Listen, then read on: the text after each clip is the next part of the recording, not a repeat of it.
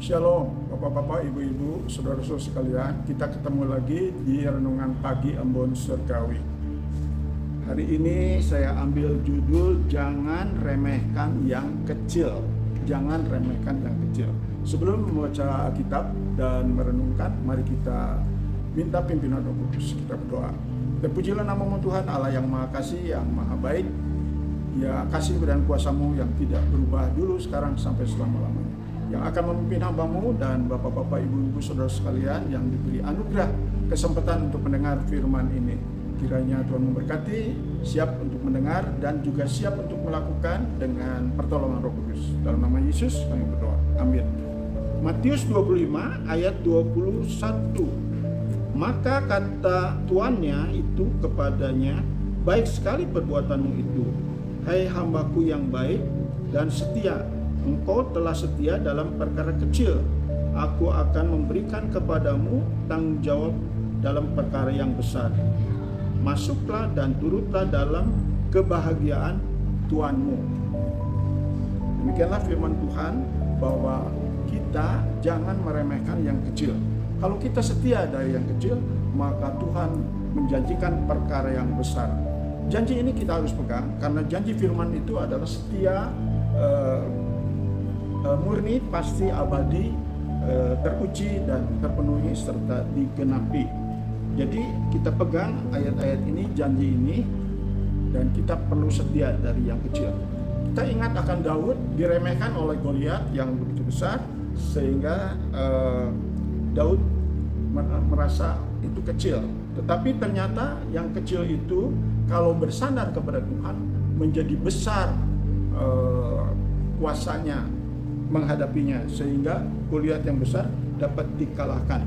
Juga jangan meremehkan persembahan 2 peser dari janda miskin itu, karena ia lebih baik daripada persembahan yang besar dari kelebihannya masing-masing. Itulah penilaian daripada Yesus, sehingga kita jangan meremehkan yang kecil. Bahkan pada waktu zaman Gideon, jangan meremehkan pasukan yang kecil yang diingini oleh Tuhan, yaitu 300 daripada puluhan ribu pasukan, sehingga nanti akan menjadi megah diri atau sombong. Tetapi kalau kecil karena bersandar kepada Tuhan, maka nanti Tuhanlah yang dipermuliakan, sehingga hal yang mustahil bisa berhasil. Juga jangan meremehkan kota yang kecil, yaitu Bethlehem. Di sanalah akan lahir seorang yang besar, yaitu raja dari segala raja, yaitu Yesus Kristus. Juga jangan meremehkan anak kecil, karena anak kecil juga dipakai oleh Tuhan, sehingga ia bisa mempersembahkan 5 roti dan 2 ikan.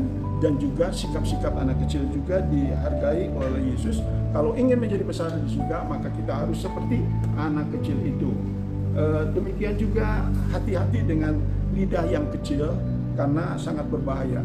Tetapi kalau kita bisa mengendalikan, maka itu yang menjadi sempurna. Bukankah dalam Matius 5 ayat 48 bahwa jadilah engkau sempurna seperti Bapa di surga.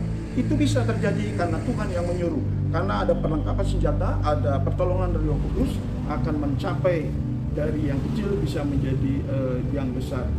Nah, juga pada waktu kita ingat hukum Taurat, atau juga ada anak muda yang kaya. Kalau hukum Taurat ada 10, walaupun yang besar 9, kalau satu meleset, yang kecil jangan diremehkan, sehingga semuanya akan sia-sia.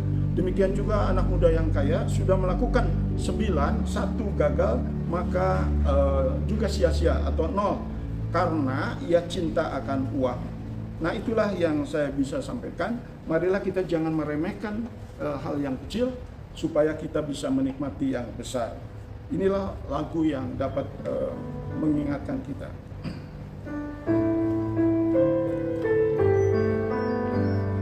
Baik sekali perbuatanmu, hai hamba yang baik dan setia. Setia dalam perkara yang kecil sekalipun, ku akan memberikan padamu perkara yang besar.